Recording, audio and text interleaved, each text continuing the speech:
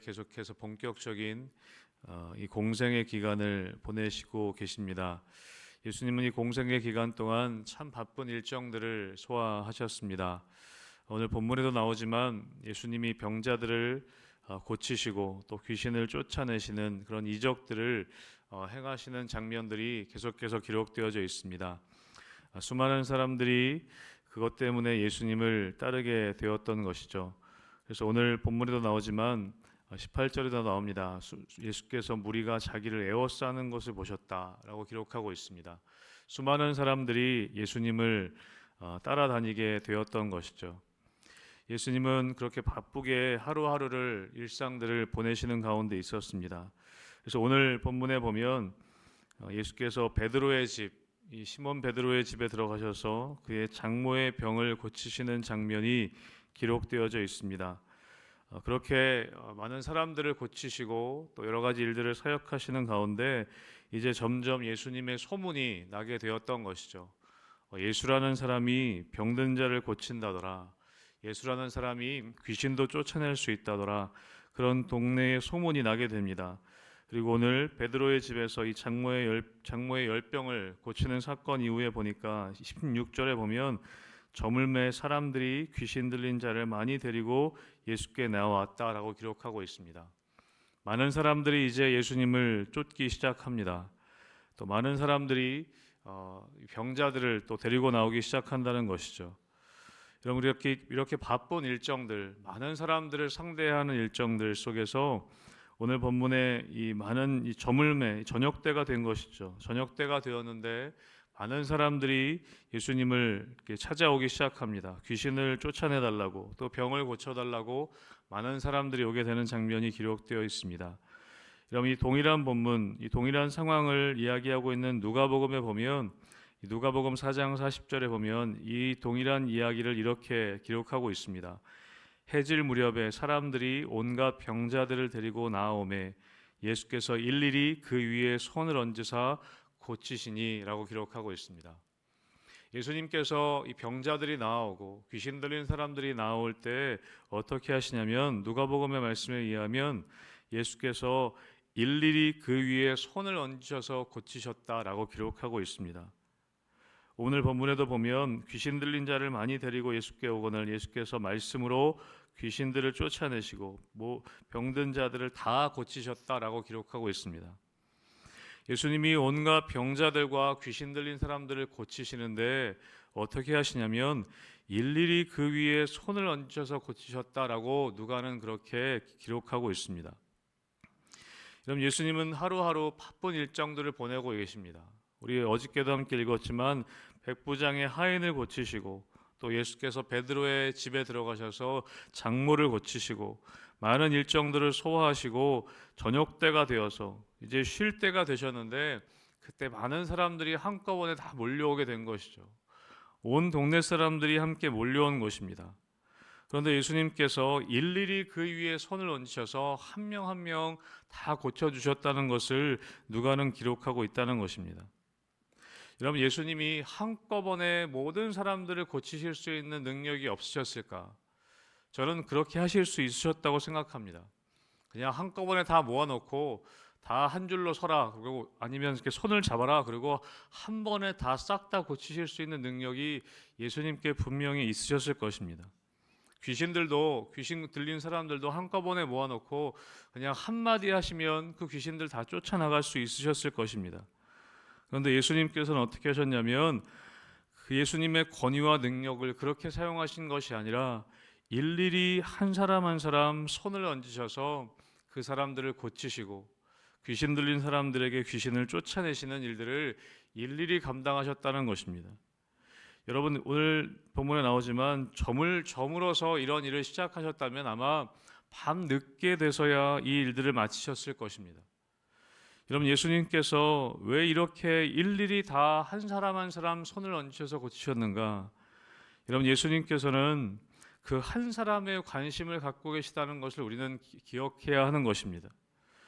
여러분, 예수님이 한 번에 고칠 능력이 없으셔서가 아니라 예수님은 한 사람 한 사람 손을 얹으시고 어쩌면 그들의 이름을 부르시고 그들과 대화하시면서 그들의 병을 고치시고 그들에게 씌어있던 귀신을 쫓아내셨을 거라고 생각합니다.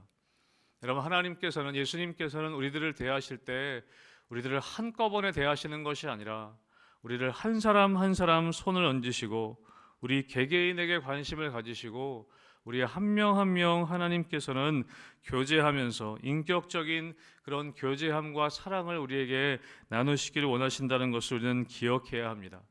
사랑하는 성도 여러분, 하나님께서는 우리 한 사람 한 사람에게 관심이 있으십니다. 한꺼번에 하시는 것이 아니라 일일이 다 한 명 한 명의 관심을 가지시고 우리의 삶을 아시고 우리의 삶 속에서 역사하신다는 것을 여러분 기억하시기를 주님의 이름으로 축복합니다. 그런다는 것이, 여러분, 그래서 교회는 한 영혼에 관심을 가져야 합니다. 한 사람에게 관심을 가져야 하는 것이죠. 우리 목회자인 저뿐만 아니라 우리 성도들 한 분 한 분이 우리 주위에 있는 한 사람 한 사람에 관심을 갖고 우리 교회 성도들이 많아지면 많아질수록 우리가 더 관심 가져야 하는 것은 무엇이냐면 그 한 사람 한 사람 영혼에 대한 관심인 것입니다. 그것이 예수님의 관심이셨다는 것이죠. 여러분, 오늘 본문에 보면 예수님께서는 그렇게 병자들을 고치십니다. 그렇게 귀신들을 쫓아내십니다. 그런데 오늘 15절에 보면 이 베드로 장모를 고치시고 나서 어떤 일이 일어나냐면 그의 손을 만지시니 열병이 떠나가고 여인이 일어나서 예수께 수종들더라라고 기록하고 있습니다. 여러분, 이 베드로의 장모가 고침을 받고 예수께 수종들었습니다. 여러분, 이 수종들다라는 단어는 어떤 의미냐면 섬기다라는 의미가 있습니다. 여러분, 이 베드로의 장모는 단지 병이 나았을 뿐만 아니라 이제 예수를 섬기고 다른 사람들을 섬기는 사람이 되었다라고 기록하고 있다는 것이죠. 여러분, 예수님께서 이 병자들을 고치시는 목적은 무엇이냐면 단지 그 사람의 육체의 회복만을 의미하지 않습니다. 그 사람이 고침을 받고 변화되어서 섬김을 받는 사람에서 이제 섬기는 사람으로 나아가는 그런 모습을 우리는 보게 됩니다. 이런 복음서에 보면 그런 변화들을 자주 기록하고 있습니다. 한 사람이 변화되어서 그 사람이 고침을 받는 것으로만 끝나는 것이 아니라 그 사람이 새로운 사람으로 변화되어서 다른 사람들을 섬기는 일, 또 다른 사람들의 생명을 살리는 일로 변화되는 그 사람들의 모습을 우리는 보게 됩니다. 많은 사람들이 예수님께 고침을 받고 그 사람이 동네로 들어가서 예수님을 전하는 그런 일들을 감당하는 사람으로 변화되는 것을 성경 말씀을 통해 우리는 보게 되는 것이죠. 여러분, 예수님에게 있어서 기적 자체가 목적이 아니라는 것입니다. 기적 자체가 목적이었다면 한꺼번에 다 그냥 한 번에 다 고쳐버리셨을 것인데, 여러분, 예수님은 한 사람 한 사람 일일이 고치시면서 그 사람이 변화되어서 이제는 섬김을 받는 사람에서 섬기는 사람으로 변화되어지기를 예수님은 원하신다는 것이죠.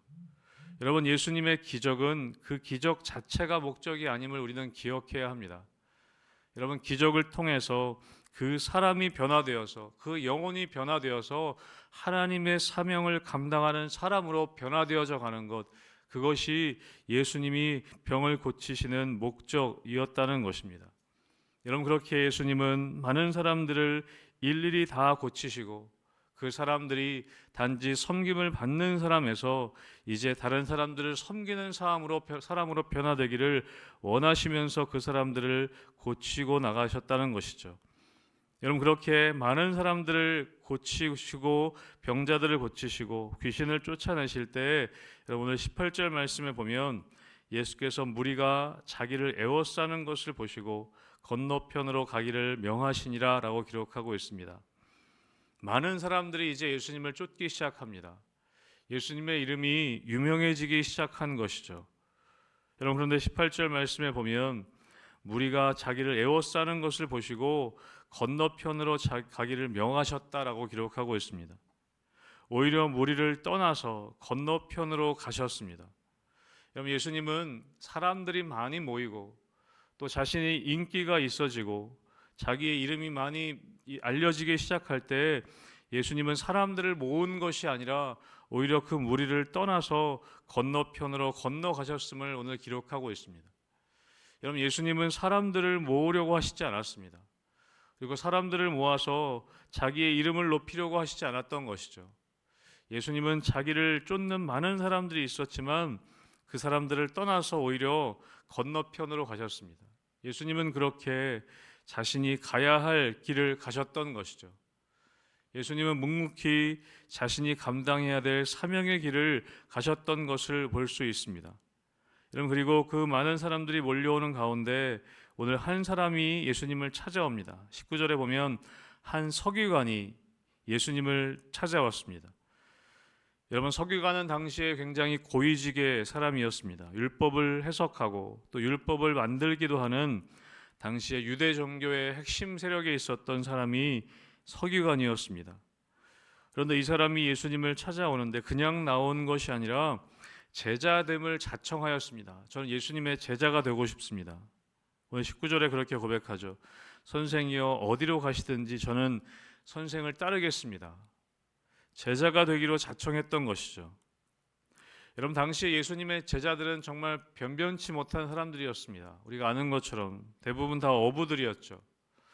여러분, 그런데 이 유대 종교의 핵심 세력에 있었던 서기관이 예수님을 따르고 내가 제자가 되겠다고 예수님께 나왔던 것입니다.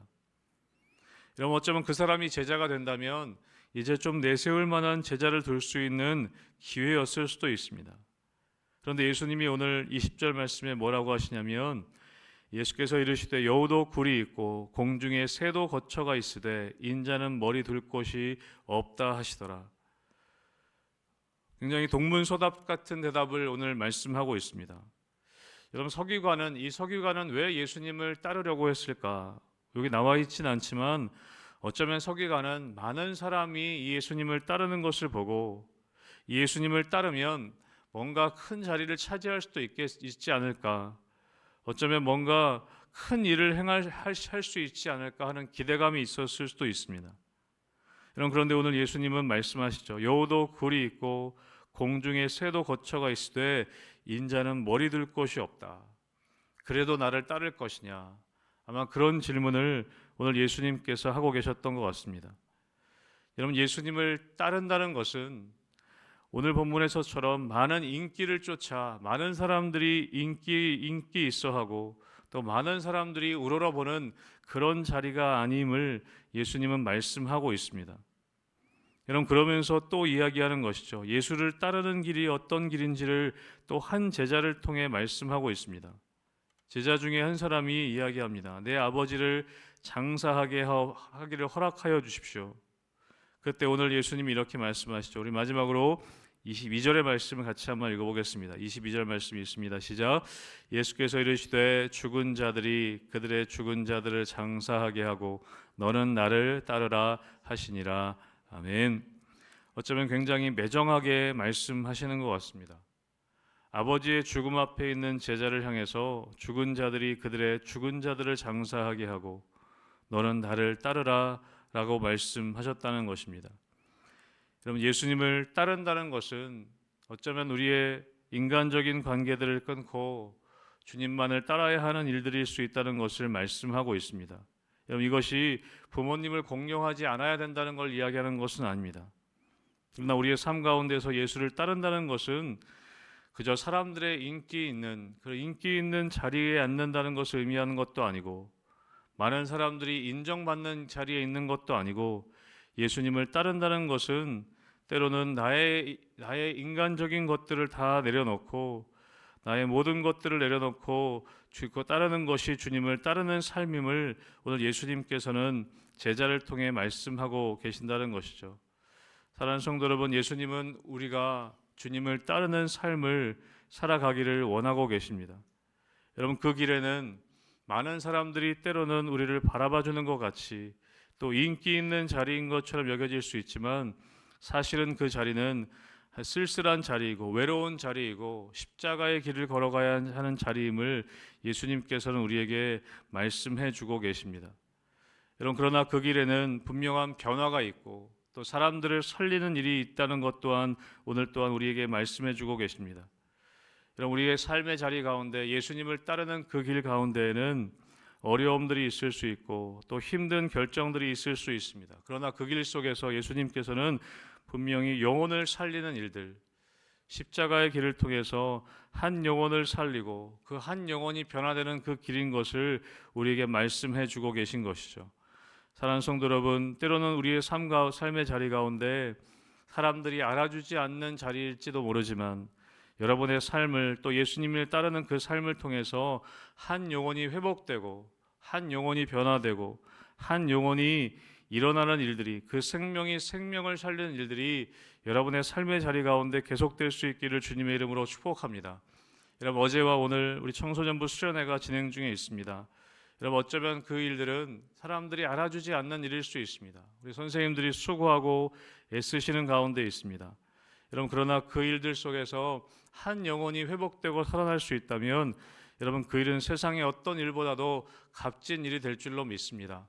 그래서 어제와 오늘 또 오늘 이어지는 우리 수련회 가운데 또 다음 주에서 청년부 수련회까지 해서 여러분 다음 세대 가운데 한 생명이 변화되는 일들이 우리 교회를 통해서 일어날 수 있도록, 그것이 주님을 따르는 길임을 우리가 경험할 수 있도록, 그런 일들이 우리 교회 가운데 계속해서 일어날 수 있도록 여러분 함께 기도해 주시기를 주님의 이름으로 축복합니다.